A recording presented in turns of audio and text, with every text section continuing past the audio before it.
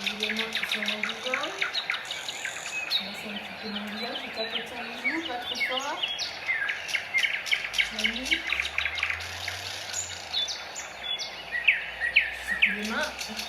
Je lève les bras aussi. Je tire. Je viens les mains en namasté. Bonjour tout le monde. J'espère que tout le monde se porte bien aujourd'hui. Je vais débrancher le haut-parleur. Hop. Alors, j'espère que tout le monde a bien dormi, que vous avez pu jouer à la marchande avec papa et maman, que les achats et la vente ont été bonnes. Il y avait aussi quelques petits ateliers en ligne sur le Padlet. N'hésitez pas à chaque fois que je publie une vidéo, papa et maman vont aller voir sur Pronote et sur le Padlet pour les activités qui complètent la vidéo d'Amélie. On fait la date ensemble. Alors hier, comme on a fait le marché, on n'a pas fait la date. Hier, nous étions mardi. Aujourd'hui, c'est mercredi. Alors, aujourd'hui, on se retrouve pour une nouvelle chanson et une histoire. Vous aurez aussi une petite vidéo sur le Padlet en ligne d'un petit garçon qui a réalisé avec sa maman un parcours de motricité. Je n'ai toujours pas eu vos vidéos de parcours de motricité, alors j'attends, ok ? Si vous avez l'habitude de le faire... Ah si, j'en ai eu une, je me trompe, j'en ai une très belle d'ailleurs. Donc si vous avez l'habitude maintenant de faire les parcours, je vous conseille de les réaliser avec papa et maman. On donne des idées, on essaye d'imaginer comment on peut sauter par-dessus, comment on peut ramper par-dessous, sauter en contrebas. Tout ce qu'on a appris à l'école, on peut essayer de le réaliser à la maison avec les objets qu'on a sous la main. Je crois bien que l'oiseau a quelque chose à me susurrer à l'oreille. Oui, c'est vrai. L'oiseau, il doute. Non, t'inquiète pas, l'oiseau. Moi, je suis sûre. Il doute parce qu'il pense qu'à Darboisin, on rêve pas beaucoup. Bah oui, parce que je lui ai dit que j'avais pas reçu beaucoup de rêves, alors il attend. Mais en tout cas, ceux que j'ai reçus, moi, ça m'a fait rêver aussi. Alors, nous, avec Moya, on l'a fait. Ça, c'est mon rêve. Je vous le dis pas, c'est un secret. Ah, là, vous avez du mal à voir ce que c'est. Il faut envoyer les vôtres et vous verrez les photos du mien et de celui de Moya. Alors, j'attends les vôtres. On trace, c'est simple, c'était sur la première vidéo, mais je refais un petit mot là-dessus. On trace les ponts à l'endroit, les ponts à l'envers pour faire un nuage. Et à l'intérieur, je dessine mon rêve ou plusieurs rêves. Malek, par exemple, a dessiné plusieurs de ses rêves parce qu'elle a des rêves plein la tête, qui étaient très jolis d'ailleurs. Alors, on imagine ce qu'on voudrait faire plus tard. Moi, mon rêve, c'est de... Ou moi, mon rêve, aujourd'hui, ça peut être en ce moment, ça peut être pendant qu'on est à la maison, ça peut être quand on pourra sortir de la maison. On essaye d'imaginer ce qu'on souhaite vraiment du fond du cœur et qu'on a envie de réaliser. Et l'oiseau rêve, grâce à ça, il va pouvoir de nouveau voler. En tout cas, il espère, parce que pour l'instant, il est en convalescence. Il est venu à Darboisin pour voir si on rêve, mais pour l'instant, il n'a pas assez de rêves pour voler. Alors il attend, il se repose et il espère, comme vous. Ok ? Alors on compte sur vous. Pour la petite chanson, est-ce qu'on commence par la chanson ou on commence par l'histoire ? Allez, on commence par la chanson. C'est une chanson d'oiseaux, parce qu'en ce moment, on s'intéresse aux oiseaux. D'ailleurs, tout à l'heure, quand j'étais en train de prendre mon petit déjeuner dehors, il y a un moineau qui a sautillé comme ça jusqu'à mes pieds pour manger les miettes sous la table. Et j'ai fait pas de bruit du tout. J'ai pu vraiment l'observer. C'était super. C'est un petit oiseau qui a pris sa volée. C'est un petit oiseau qui a pris sa volée. Qui a pris ça à la volette, qui a pris ça à la volette, qui a pris sa volée. Lapris a volé sur un oranger. Lapris a volé sur un oranger. Sur un eau à la volette, sur un eau à la volette, sur un oranger, sur un oranger. La branche était sèche et l'oiseau est tombé. La branche était sèche, l'oiseau est tombé. L'oiseau est à la volette, l'oiseau est à la volette, l'oiseau est tombé. L'oiseau est tombé. Mon petit oiseau, où t'es-tu blessé? Mon petit oiseau, où t'es-tu blessé? Où t'es-tu à la volette? Où t'es-tu à la volette? Où t'es-tu blessé? Où t'es-tu blessé? Je me suis cassé l'aile et tordu le pied. Je me suis cassé l'aile et tordu le pied. Et tordu à la volette, et tordu à la volette, et tordu le pied, et tordu le pied. Un petit oiseau a pris sa volée. Ce petit oiseau a pris sa volée, a pris ça à la volette, a pris ça à la volette, a pris sa volée.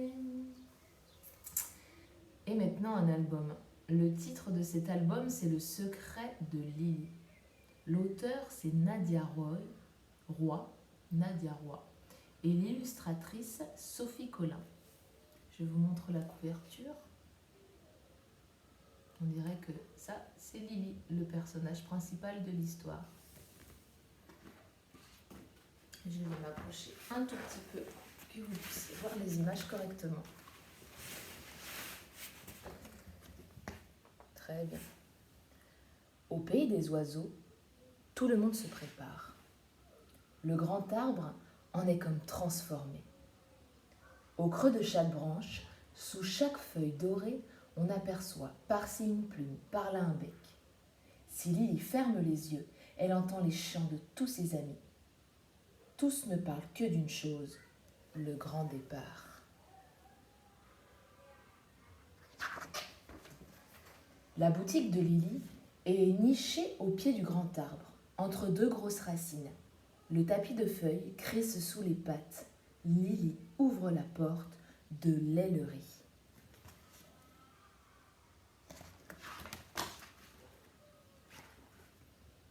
Elle vérifie l'ordre des boîtes, elle époussette ses modèles les plus rares, elle en poil de renard, elle de libellule aux couleurs arc-en-ciel, elle à pois, elle en dentelle. Lily sait que ses amis viendront ici choisir leur aile pour le grand voyage, celui qui les mène chaque hiver dans les pays chauds.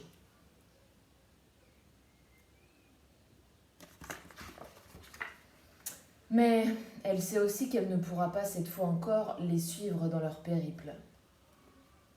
Lily fait beaucoup de belles choses avec ses ailes, mais elle ne sait pas voler.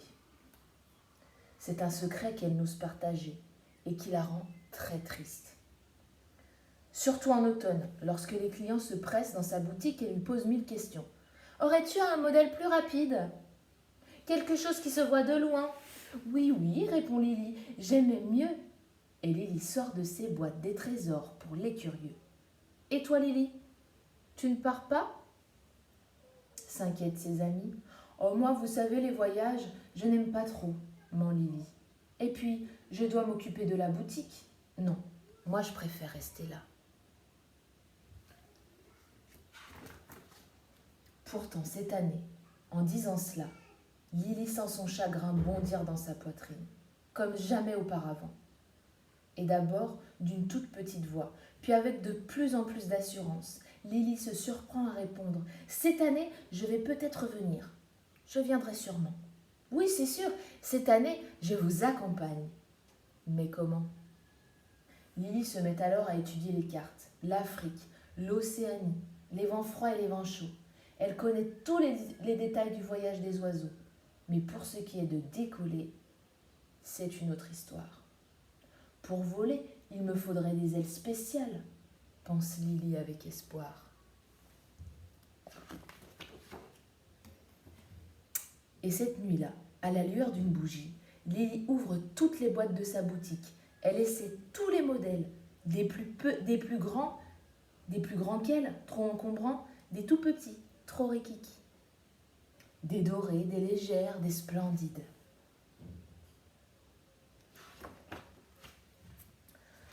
Au petit matin, il y a la queue devant la boutique. Et à l'intérieur, quel bazar!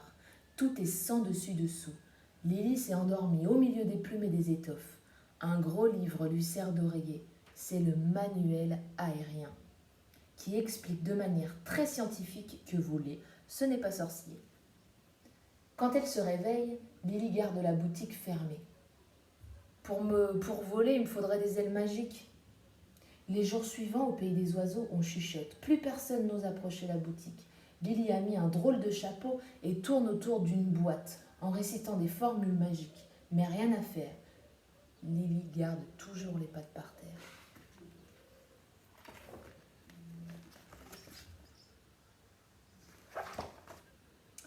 Lily est triste. Elle se dit qu'avoir le cœur lourd, cela n'aide pas à s'envoler. Qui donc pourrait venir à son secours? Lily a trouvé. Elle prend des ciseaux et découpe les plus belles pages du manuel aérien. Puis, avec application, elle écrit. Cher Père Noël, j'ai un secret. Il me faut des ailes différentes. Aide-moi s'il te plaît, Lily. Catastrophe! Sur le chemin de la poste, un coup de vent emporte la lettre. Qui la rattrape au vol? L'eusses-tu cru, le plus bavard des oiseaux. Tout le monde va savoir. Lily craint le pire. Cette année-là, aucun oiseau n'est finalement parti pour les pays chauds. Au creux du grand arbre, ils sont tous restés auprès de Lily. On avait installé des trapèzes, des balançoires, des perchoirs et des filets. Lily apprenait à voler tous les jours et chaque jour un petit peu mieux. Elle s'élançait du haut du sapin. L'eusses-tu cru la soutenait et lui donnait des conseils. Lily avait le cœur léger, si léger qu'elle s'est envolée. Après son premier vol, Lily épuisée s'est endormie, tout contre ses amis. Et pendant la nuit, waouh, magnifique. Aujourd'hui, Lily s'est volée. Elle accompagne toutes les migrations, oui. Et ce n'est pas tout. Elle peut à son tour aider ses amis et elle est aussi pilote d'avion. Voilà, le rêve de Lily, c'est de voler. Alors, et vous, c'est quoi votre rêve ?